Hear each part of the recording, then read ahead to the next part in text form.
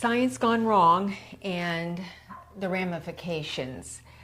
We're going to talk about eugenics today, and we're going to break it into two parts. There is a PDF that you can print off, which this one you might want to. There's a lot of material here to go through, and actually some really good information, some quotes that might be handy to really kind of think through.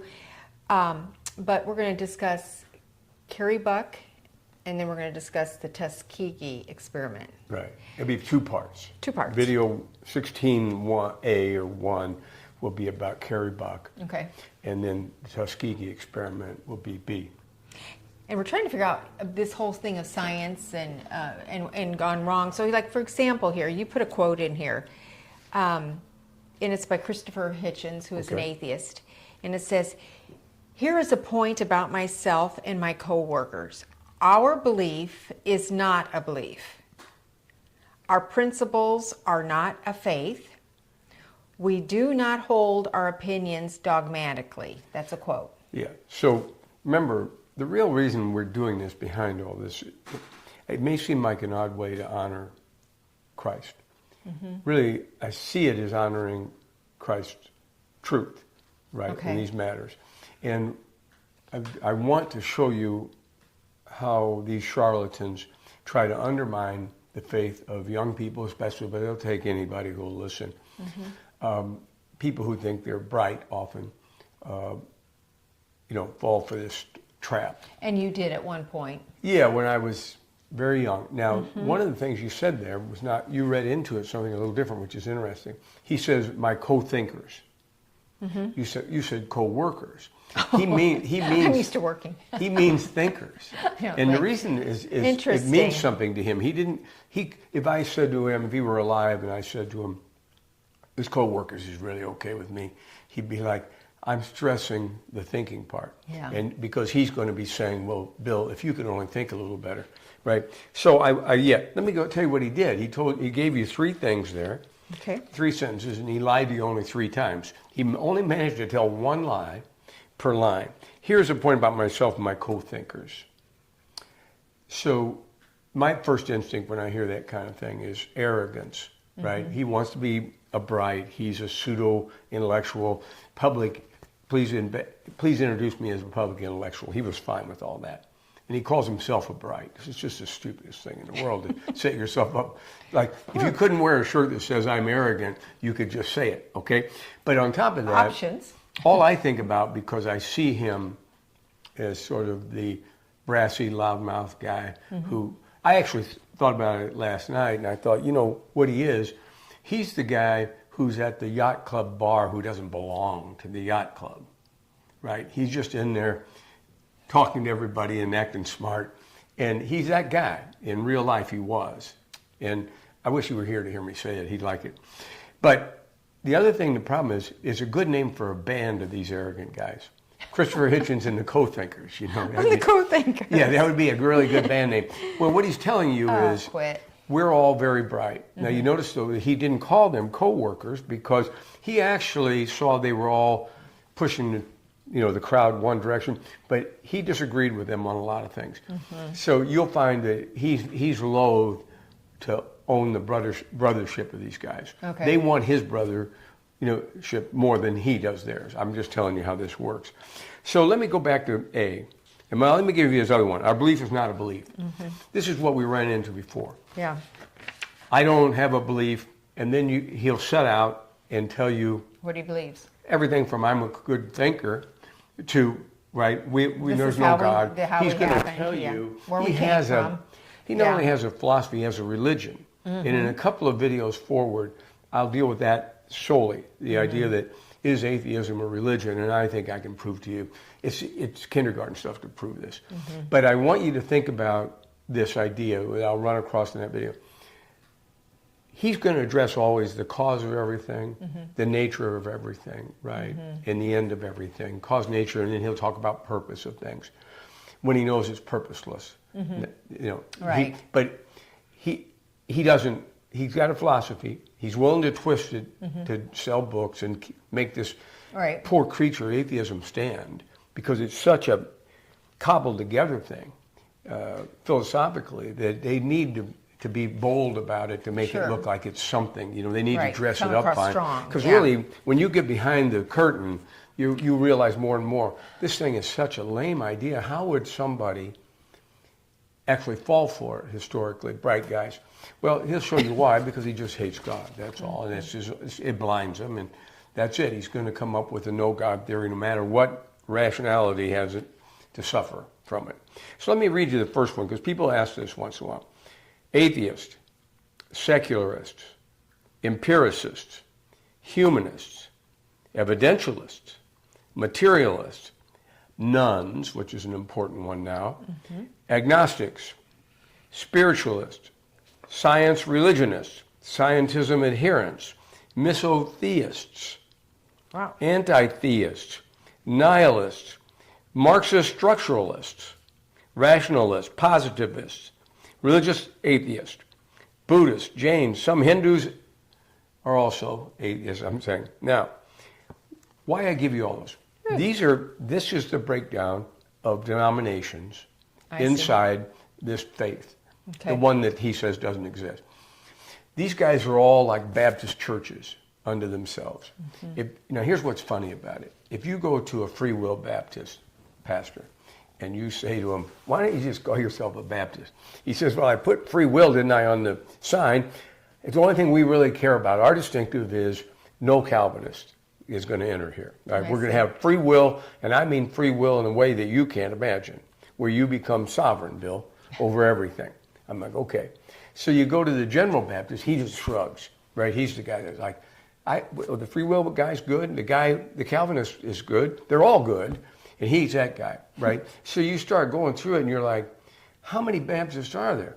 Well, there's tons of them, right? And yet they're all Baptist in some way. But if you ask them, are you a Southern Baptist? That gets them mad, half of them. And half of them are happy that they say yes, even though they've got all these distinctives. Well, that's what happens when you have a religion like atheism that doesn't go the extra mile and write out all their set of beliefs. Everything's verbal. Yeah. So you can have freedom. If you ask a guy who's a materialist if he's not really just an atheist, the guy's offended. Yeah. Oh, yeah. Right? He's real prideful about being a materialist. He's like a little Baptist guy. So you say to yourself, well, wouldn't it be all right if you were just an empiricist? Couldn't I call you that? If my shirt says materialist, I'm a materialist. But it's always silly in every other thing. Like when I was young and I was a pool player, everybody was a pool player. But then I would say to you, but I really play one pocket. That's my specialty. Why couldn't they just do that? Like, you know, I'm an atheist, but I'm more concerned that people get the message of just how materialism works, right? You could do that. Not these guys. That pride will keep you from having friends, except if we didn't exist, these guys would turn on each other, right? Right. I'll be honest with you.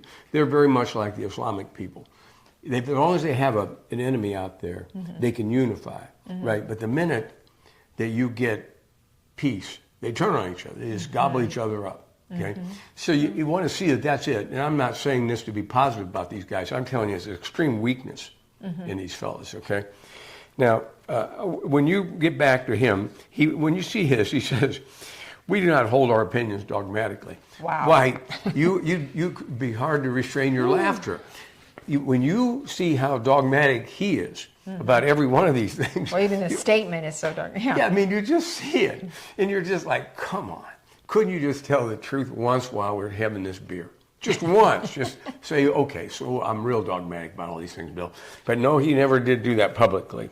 Okay? So how about this one? Everything about Christianity is contained in the pathetic image of the flock.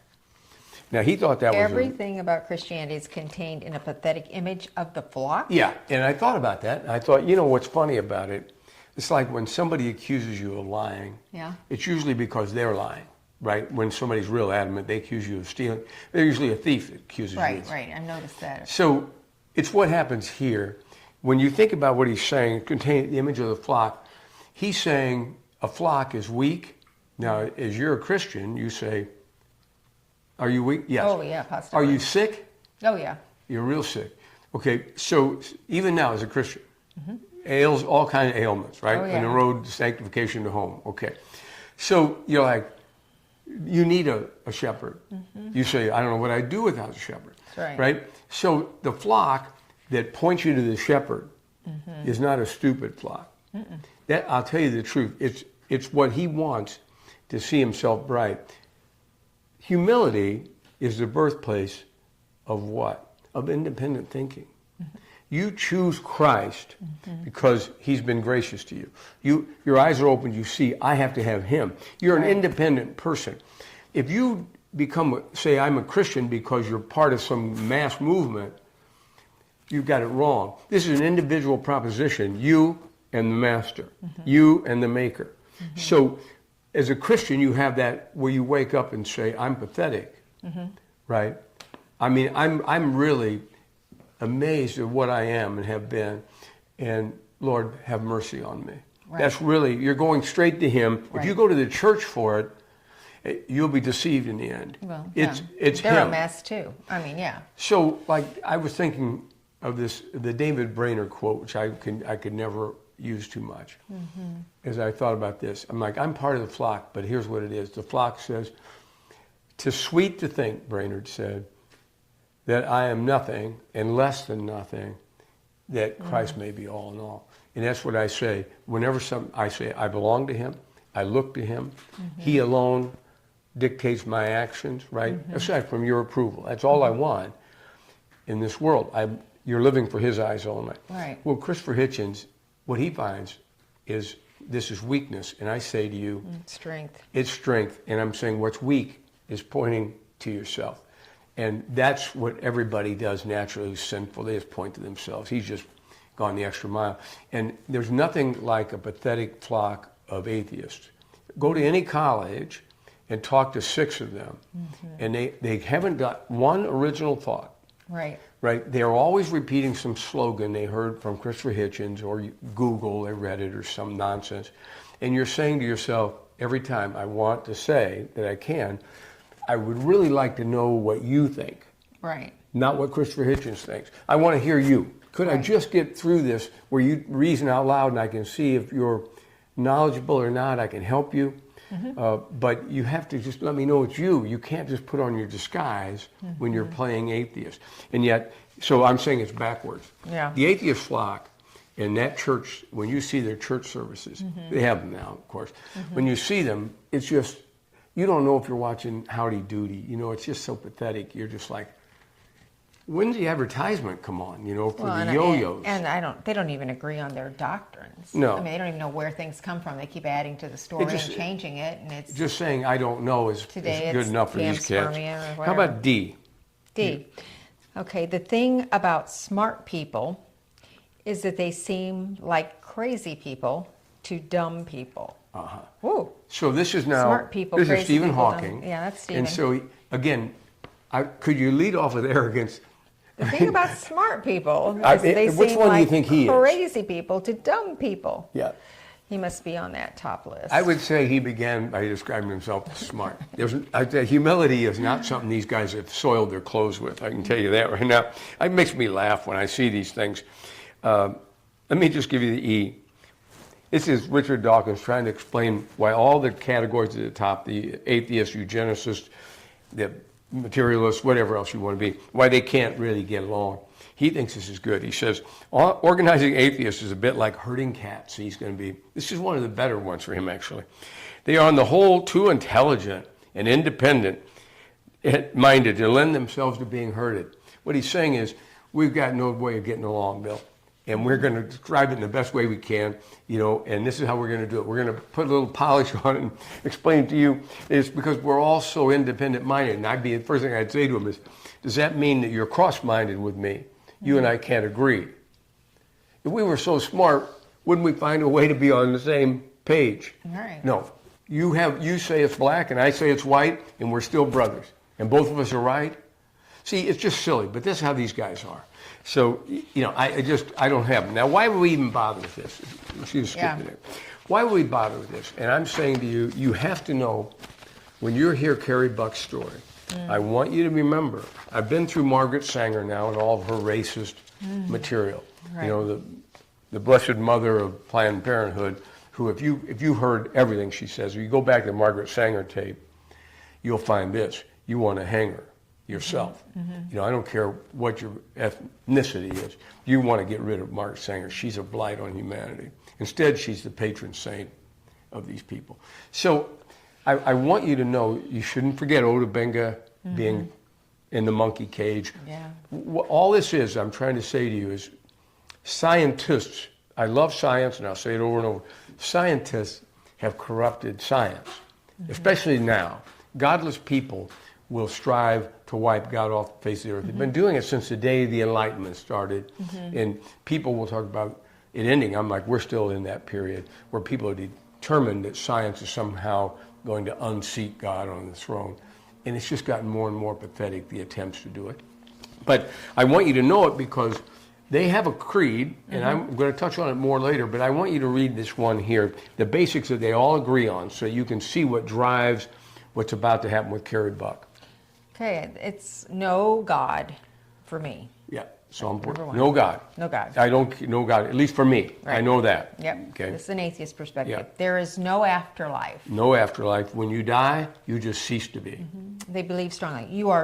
We are just a pack of neurons, and only a pack of neurons. As Francis Crick wrote, you have no soul, and you do not possess a you that is not physical. There is no consciousness apart from your physical being. Yeah. So again, what's funny about that, if you took Francis's first, you're just a pack of neurons. He's saying your flesh, there is no you inside of you. You have no soul, certainly. And only your DNA fires off and your neurons act up, and that's who you are. You're just a mammal. And he's telling you there's no you. He's real plain. He's the only one who says it outright. Okay? But then you go back, well, there is no afterlife. Well, there's actually no you to worry about the afterlife. So in other words, you never did exist. Yeah. That flesh existed for a certain period of time, and it was hopeless and desperate and full of despair, and it had nothing to live for. Just like a bird. It just wanted to be a DNA factory, according to Richard Dawkins. I mean, So it's pathetic. depressing. So yeah, it's very despairing. Yeah. So then they believe what? Nothing became something, somehow, somewhere, sometime. Boy, that just takes so much weird faith. It's not even like something to put your faith in. When they tell you they don't understand how something can come from nothing, but that's what they believe in, they dress it up in all kinds of language. Well, just think about what I'm just saying in a simple way. Nothing became something, somehow, somewhere, sometime. That's really what they mean. They just don't say it. Yeah. See, when you say it like that, you're like, this is a cartoon. Yeah. Well, they do keep saying it. They keep saying, we're going to figure it out someday. That little bit of nothing. Oh, no, now nothing is this. It really ends up in blind faith. Yeah, it is. The very thing that they say Christians have, which I denied for the umpteenth time, right? Christianity is based on the facts. Yeah. Christ lived, died, resurrected. If that grave's empty, proven. we have to. They saw him. There's witnesses, right? You go through all that historical thing, but they have nothing. So their faith is in the sometime, somewhere, someplace, something somehow marvelous happened. And it reminds me of that George Wald quote. I think I used it because we didn't film for the last week or so. I think, remember he said, time does the miracle, right? Time, this is how they get by. And if you're a college student, you think about this nonsense, and the guy says it in a lecture hall to you, I want you to bear down on how stupid he is if he says it. This is a Nobel Prize winner. Again, everybody's a Nobel Prize winner, but me, apparently. So what ends up happening is he says, here's what happens. Time performs the miracle. Okay, so this is why they always have to have 500 billion years. They have to have a really old universe because you can get puzzled by the time and think, well, maybe something could happen slowly over time. No, remember, Darwinism never claims to know how anything starts. Right. So you have to have a start first, and that's where they skip the start. It's somewhere, sometime, somehow. And this it's happened. still coming or this something. Miracle. So when you see that, you say, well, okay, so time. And then he says, well, what happens? Now watch this idiot stuff. This is a brilliant man. They quote him all the time. The impossible becomes possible. See, that's that Sam Harris talk. The impossible becomes possible? No. Impossible. It never. If it was possible today, it wasn't really impossible yesterday. You just thought it was impossible yesterday. It can't be that impossibility becomes possibility. Then he goes further. So impossible becomes possible. You know what happens with enough time? Possible becomes probable. There's no reason to think that the passage of time wouldn't kill off anything if there was something. Instead, they've got it marching forward, always victorious in every age, right? Never an interruption. Where any one interruption, they would tell you, is the death of the whole idea. So there's got to be an invincibility about this marching nowhere. And from nowhere. You're like, wait a minute. So now we've got the possible became probable, which isn't probable, but let's say that happens. Right? And then what happens? The probable becomes virtual certainty. Wow. You're like, come on. Wow. Language. Huh? Pass the daggum pipe over here. I'll smoke a little more of whatever you're smoking. This is stupid. I mean, this stuff is... Oh, and that's why to be honest, you know, if you're watching this and thinking, why are we even watching this stuff? It's like, sometimes I go there in my head, it's like, I don't even want to know this stuff because it is so meaningless to me. It is so impractical, it's so illogical, it's so, and it doesn't even intellectually, I don't know. I have a hard enough time with that. I think I think the answer is... Yikes. When we have turned over, and I'll go over it later, we have turned over this educational system to these folks.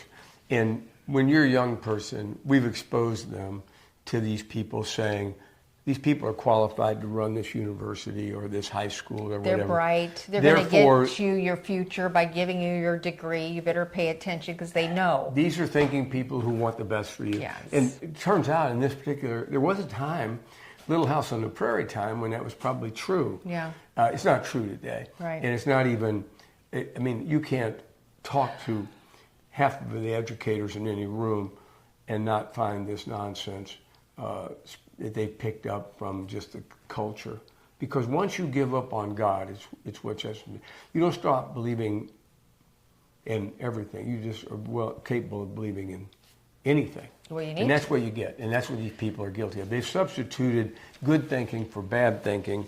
And the more you go through it, the more you just, no wonder I always talk about they have a creed. I just gave you the atheist creed. Yeah. Now, they hate that I say that about them. We don't have a creed. I just gave you their set of beliefs. Yeah. Their core set of beliefs. Now, they can branch off from there into... fancy language. You know, different forms of baptism that they have and all that. What makes you a real atheist?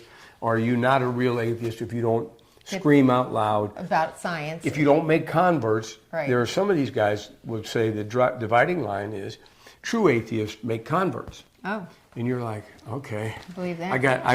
In really, the classroom. Yeah. Right. Evangelism, atheist style. Well, I mean, it's just real, or I wouldn't bring it up. Now, I just want you to skip by there, and let me just finish with this. I'm going to launch right into Carrie Buck, and you're going to say, why did you even bother with this? Yeah. And I'm like, I want you to remember that Carrie Buck's disaster starts because godless people who are scientists have the floor for philosophy by 1900. Okay. And you're going to trace it back to 1859 on the Origin of Species by Darwin. Then you're going to go forward, Descent of Man, he does 12 years later, 1871. He's going to start the missing link nonsense going. And by 1883, 12 years later, his cousin, Francis Galton, is going to come up with eugenics. Okay. The idea being we can engineer people, better people, like we engineer better cattle.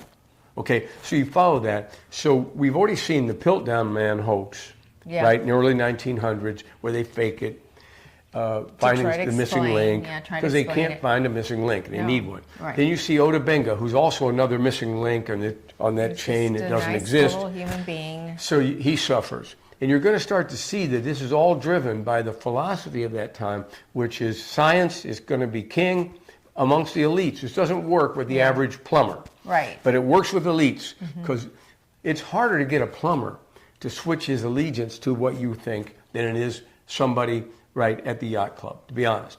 They all talk about being independent thinkers, but they're all people of this age, and they all want friends, and they all coalesce, and it's just pathetic. But here we are, in Carrie Buck's case, it's one that makes me angry in a different way. Yeah. And it's because I can't, they're so irrational to me, but they did it. And the repercussions, that's why I started this off, it has ramifications. You have a bad idea, well, I know one thing, people are going to die. People are going to die. Okay, people are going to suffer. You're not, if you're an elite. You never get to suffer from these things. No. You can hardly even get your reputation to take a hit, like Margaret Sanger. Yeah. After all these years, these people are still hiding her quotes, and they're available to the public, and nobody reads them. But they won't disown her. Why? Not enough people have called up. Yeah. If they called up, they're going to be swayed by that, and they don't stand their ground on anything. No. Okay, so I'm saying they're weaklings. Now, Carrie Buck is 1906. Carrie's born. Okay, she's born to a woman called Emma. Okay. All right, Emma apparently has been promiscuous. Now, remember, they had this gene determinism going, genetic determinism.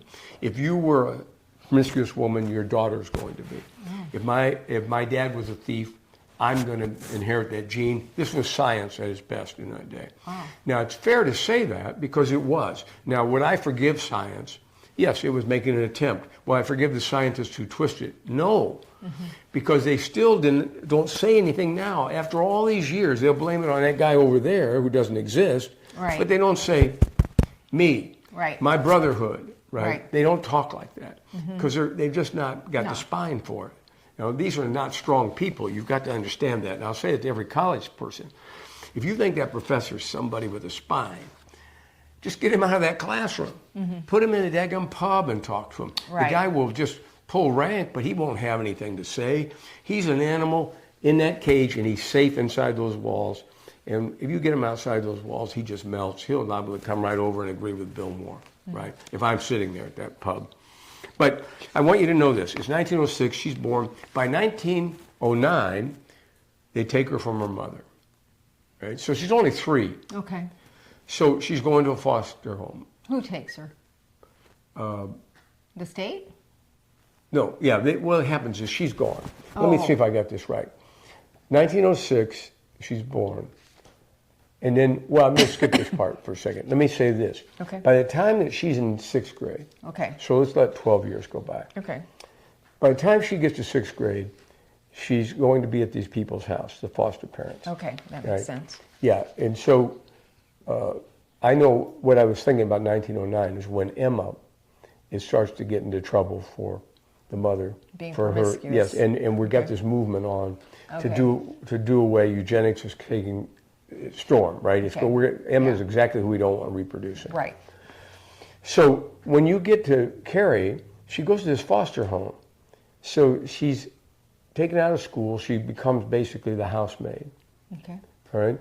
Now, the report that I saw was that she could keep herself tidy. She had no venereal disease. She was free of venereal disease. And that she could read and write. Sounds like a normal kid. Just slow maybe a little bit, but not completely incapacitated. So then what happens is she stays there and she's going to get pregnant. Okay. Okay. Now, that's going to be by 1923. So you have this question. She blames the pregnancy on a rape by one of the family that she's staying with, a nephew. Yeah. He denies it. Of course. Okay. So what happens is in 1923, by 1924, she's going to have a daughter named Vivian. Okay. The mother is going to have been, in the meantime, incarcerated, I call it, but it's not really, enrolled, what they called it, inside this thing that they invented called the Virginia State Colony for Epileptics and Feeble-Minded. We'd had this IQ test. Guess who was one of the pioneers of the IQ test? Francis Galton, the eugenics guy. Okay. So now they're convinced that not only are there racially inferior people like Oda, they're going to have this thing where they start saying, we don't want these people with IQs below this to reproduce. We need to sterilize them. This is all about getting people sterilized. They set out with a goal of sterilizing 1/10 of the population in the United States. Okay? Think about this. This is what science is doing at the time. In 1900s. Wow. Yeah, early 1900s. So what happens? So when she has to give the baby up, Vivian will actually die at 8, I think, of natural causes. Doesn't appear to have anything wrong with Vivian, by the way. But the family took her in is the foster family who put Carrie out. Why would they do that? Well, they probably realized the nephew's blood was inside that little Vivian, okay? So what ends up happening, you go to this institution that the mother's in. Emma's in an institution. The head of it is a guy named Albert Priddy. He's a superintendent. Everybody's got to push on now, especially in Virginia, to see if this law will, for forced sterilization, they call it involuntary. They don't call it forced, right? They're going to have it kind of like you see people doing today, fine-tuning these words. So involuntary sterilizations, meaning we don't care whether you're involved in it or not, we're going to sterilize you. Wow. Like we do the cattle. The poor cattle are going to get chopped up. So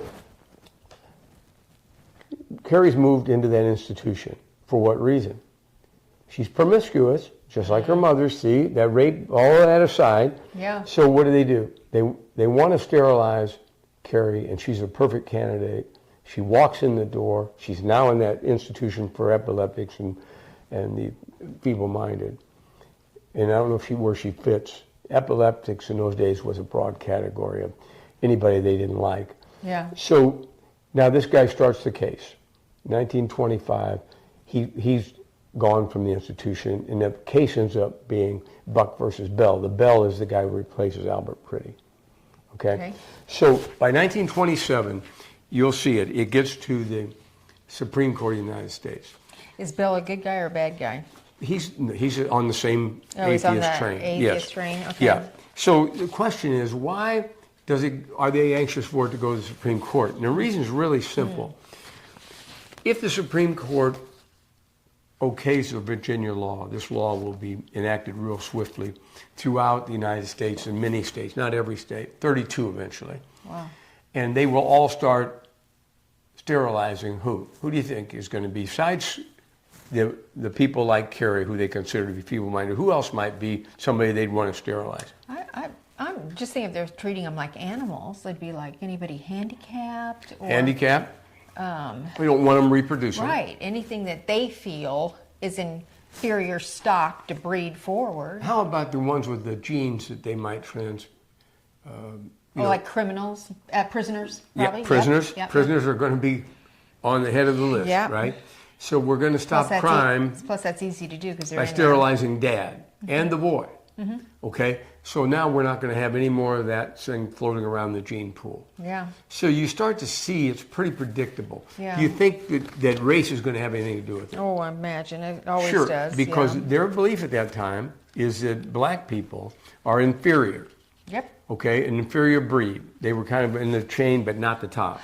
So that's how science was in those days. Yeah. So you want to remember that. Always science thought this. Science, not just scientists, but science thought this. And it could be wrong. But science has the ability to say I'm wrong. Right. Scientists don't. No. Okay? So you begin to see, okay, it gets to the Supreme Court and a very famous judge. And you can see him here on, this one right here. Justice Oliver Wendell Holmes is the head of the Supreme Court at the time. Very famous man historically. Okay, Margaret Sanger's at her zenith at this moment, right? So there's also something looming in 1927.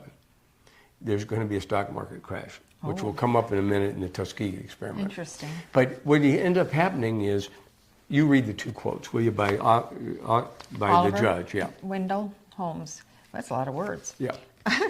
The principle that sustains compulsory vaccination is broad enough to cover cutting fallopian tubes. So he's saying, look, we can tell everybody in Springfield, Illinois, that they have to take a vaccine, right? And if the law says that we have the right to do that to people, then this same law will allow us to sterilize and cut the fallopian tubes of the women we just see as unfit. Whoever you choose. Yeah, and so it's just open season on the weak people in society. And then he said 3 generations of imbeciles is enough. Can you imagine a Supreme Court justice saying that out loud? That's how he kept it off. So awful. He's saying, look, I look at Emma, right, and Carrie and Vivian, and I say to you, 3 generations of imbeciles is enough. Cut them off. This is the Supreme Court of the United States. It's a shameful moment, really, in history. Now, I want you to know that's the tenor of the times. So it goes on, and I'll just end it with this. Carrie gets married. She gets out of the institution after she's sterilized. Because guess what? Well, she's not mentally... She can go clean somebody's house. Well, she's not mentally retarded at all. She can read, right? She gets married in 1932, stays married, I think, till 65, marries another guy in 65. He also, I think, dies, and she lives to be till 1983. Okay? So by then, how many people in the United States do you think, in those 32 states, how many people do you think have been involuntarily handled? In other words, forced sterilization. I don't have... Remember, we're talking from 27, right, to 72 is when it's going to end. So you say to yourself, how many? It even doesn't seem like that should happen, but I don't know. At least 70,000. Really? Yeah. And I said to you before, the last prisoner to be sterilized in California was 1972. That was just a moment ago. So what happens what ends up, how about Carrie Buck? How do I know it? Tell you, you're always going to have a reporter or somebody, right? And the next, not so much this time, people started looking back, and a couple of guys did exposés, and it starts to grow how terrible it is. Right. Right? But by 1973, remember, this ends in 1972, by 1973 we got what? Roe versus Wade. We're going to switch over now to abortion-centered things, and they're going to call it what? They're going to call it family planning. They're going to call it all manner of things. Right. So family health, whatever. Best women's choice. You're going to see all these things sprout up. I just say that because in the next one, there's another horrendous scandal for another 42 years or something, right, where you're going to get these things and you're going to realize that time is filled with people espousing ungodly things, all in the name of science. And when science has proven itself wrong, science wants to change, and the scientists don't want you to know it happened. They don't apologize, and they don't want change. They're dogmatic, the very thing that Christopher said they weren't. They weren't. Okay? So let's end part one with that. You should have a soft spot for Carrie Buck. Yeah, and all the people. I mean, it just, you think of the United States of America where freedom rings, but 70,000 people. 70,000 people. Who didn't have a voice. Didn't have a voice at all. Yeah. Wow.